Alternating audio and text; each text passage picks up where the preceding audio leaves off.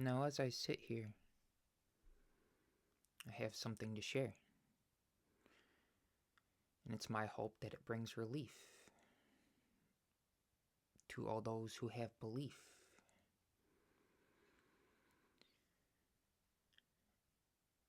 The point is that existence is inevitable.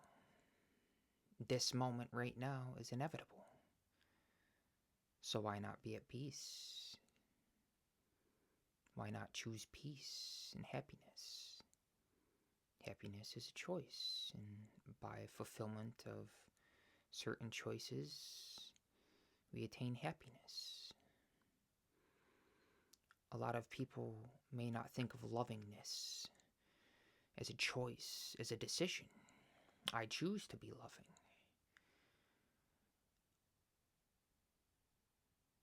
And from one standpoint, this is valid.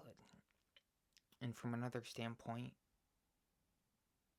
there is no choice to be made because it already is something that one is now.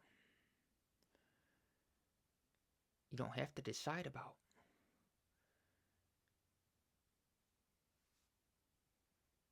who to love and who not to love because it's something that you become.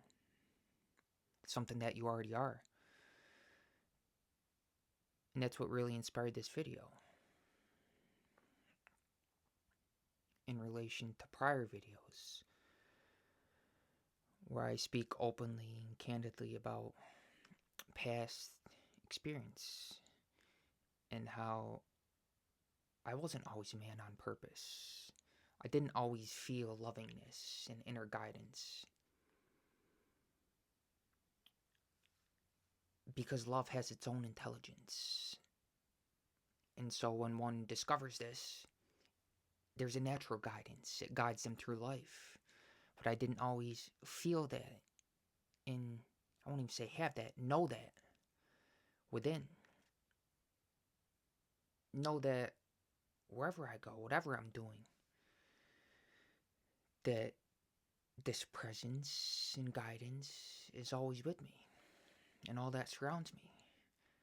And therefore I make this video because I want to share this, certain concepts which may help transmit and transfer the presence by osmosis. Transfer this knowingness that I've been blessed to discover within by revelation. And this video arises from that fountain of inspiration through finding the kingdom within. And there's no end to it. We can discover ever more deeper. There's no limit to our spiritual growth. And therefore, there's no reason to settle. And before I get off on a tangent, I want to stay on point. And what inspired this video, again in relation to prior videos, is how I didn't always feel this perpetual guidance and lovingness and wholeness, and thus I sought it externally through self-indulgence, through self-pleasure. And I make this to say that no activity, nothing you engage in with the intention of self-pleasure can mend that seeming lack of love, lack of wholeness and completion.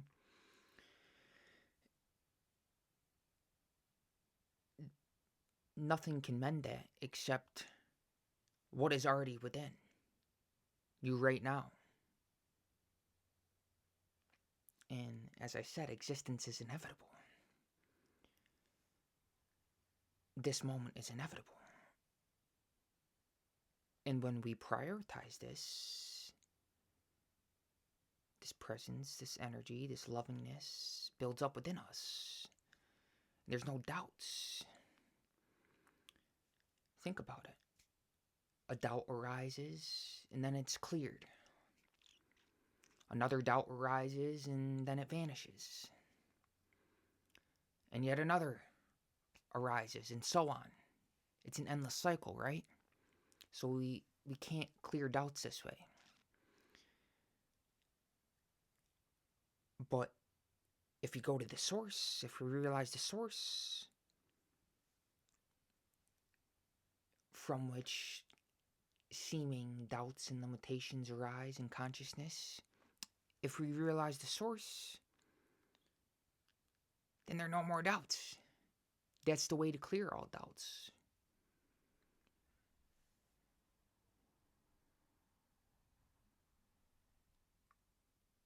Any activity that we engage in, there's an eternal witness, a conscious, that is always watching us.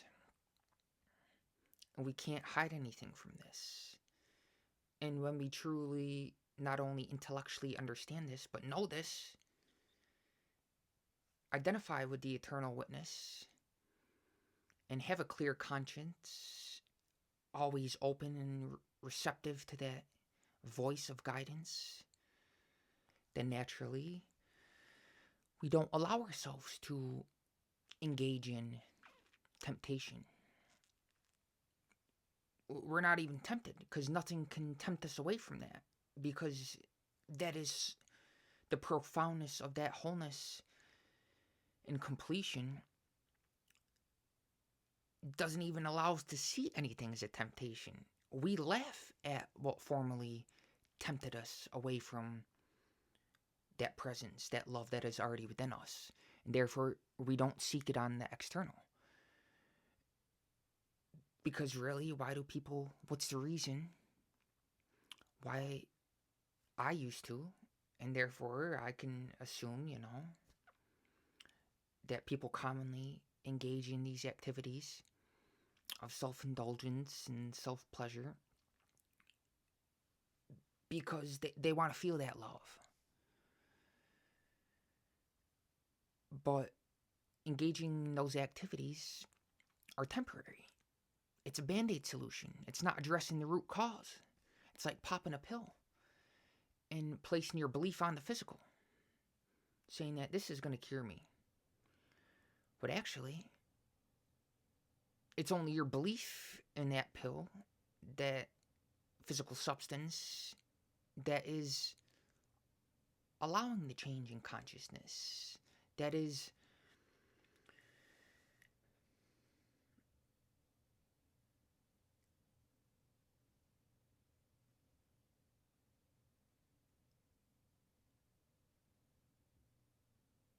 we want to understand that all the power lies in the mind. And when we understand this, we don't identify with physicality and temporality because we're more aligned with eternity. But even the mind itself, thoughts come and go, right? But what is the source? The energy that gives power to thinkingness, that allows us to be ever conscious of our inevitable existence, of the permanence, which is none other than the timeless awareness, which permeates all of the cosmos. Think about it in this context. How as we exist here as a human being on this tiny planet within the solar system, and that solar system is within the Milky Way galaxy, and that Milky Way galaxy is within innumerable other galaxies. So imagine, what is the source of all of that? That is what's animating me within this tiny body? Wow, within that context? Within eternity? It allows you to see things ever more clearly.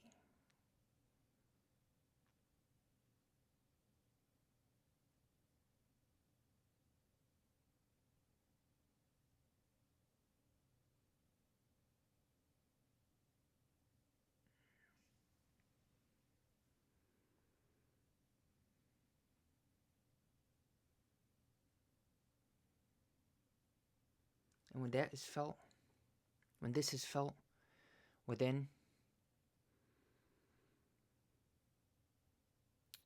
I'm not going to say there won't be temptation, but we want to realize that all temptation stems from within. There's nothing on the outside which has the power to tempt us. It's within our own consciousness,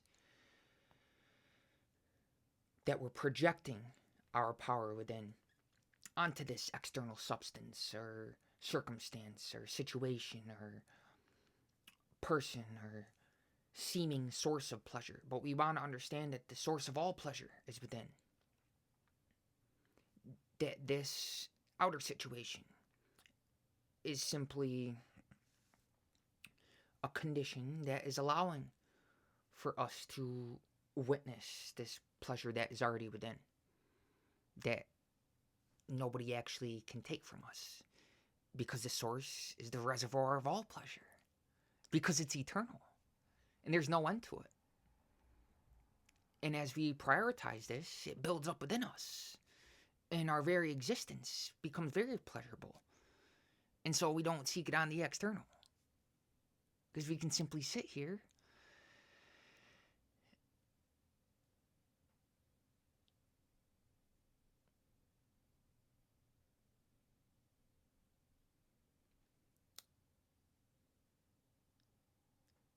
there's a certain wholeness in emptiness. A fool always wants to feel full. That's a mouthful. A fool always wants to feel full. Can't make this stuff up. But through purity, through an empty vessel, there's a spiritual sensitivity and a heightened sense of clarity and receptivity. Because the eternal energy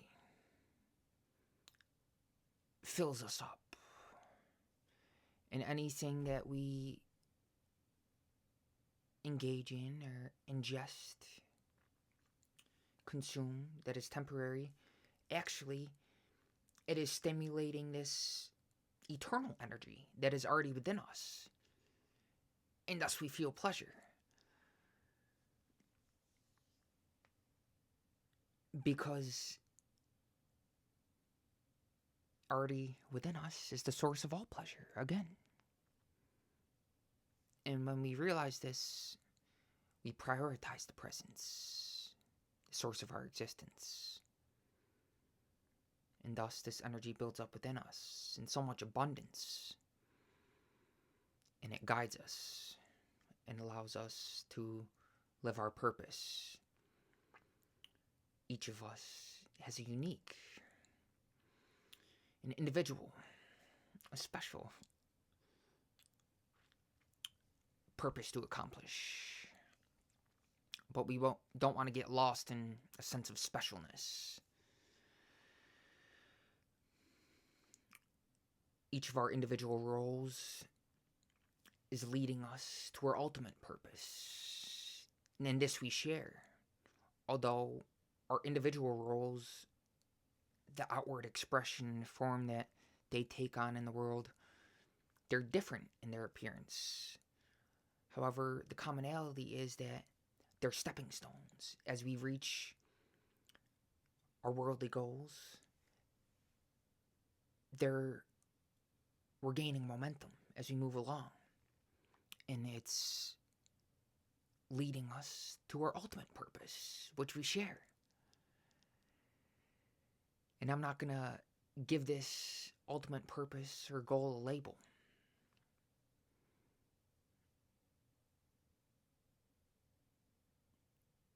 It's not something that is founded on the external.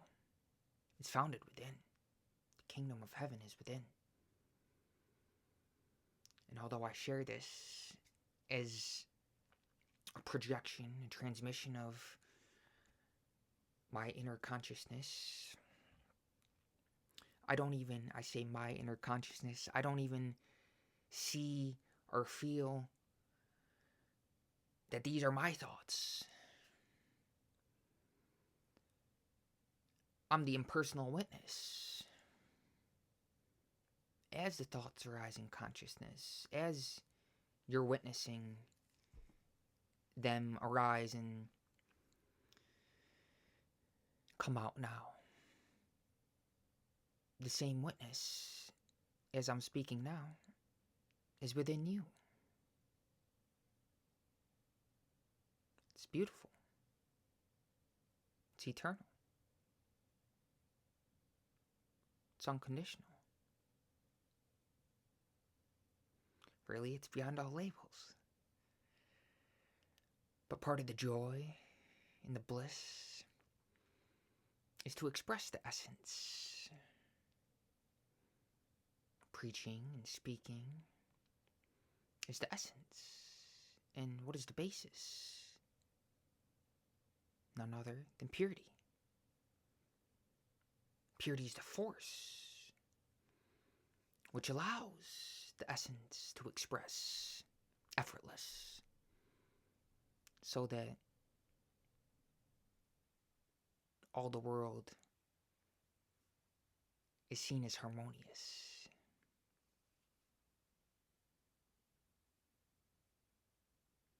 And this may not make logical sense. It may not be in a rational sequence.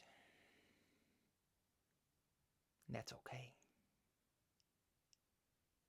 Because reality fundamentally is not linear.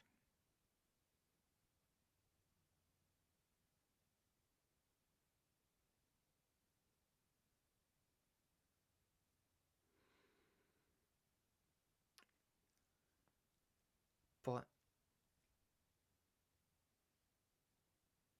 everything that is seemingly temporary actually is eternal. There is no separation between the material and the spiritual. And when we truly feel this,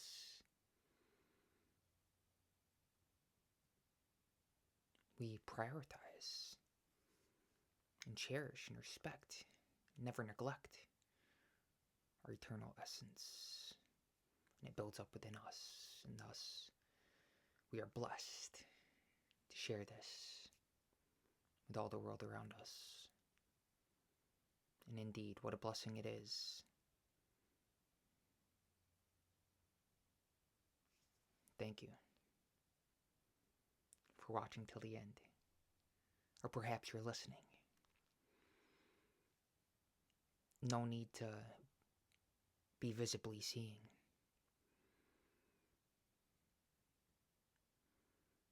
Either with the eyes open or closed. Whatever you're doing, wherever you are, whether you're simply sitting or engaging in whatever activity, wherever you may be, right now is eternity. And this is our priority. Because this energy carries on with us in consciousness as we leave this physical body. That's inevitable. Existence is inevitable, eternal. And that within us, which is beyond the physical, carries on when the body goes back to Mother Earth. And when we truly understand this, we'll naturally be on purpose. That aforementioned shared purpose, our common purpose, which, again, I'm not going to give it a label.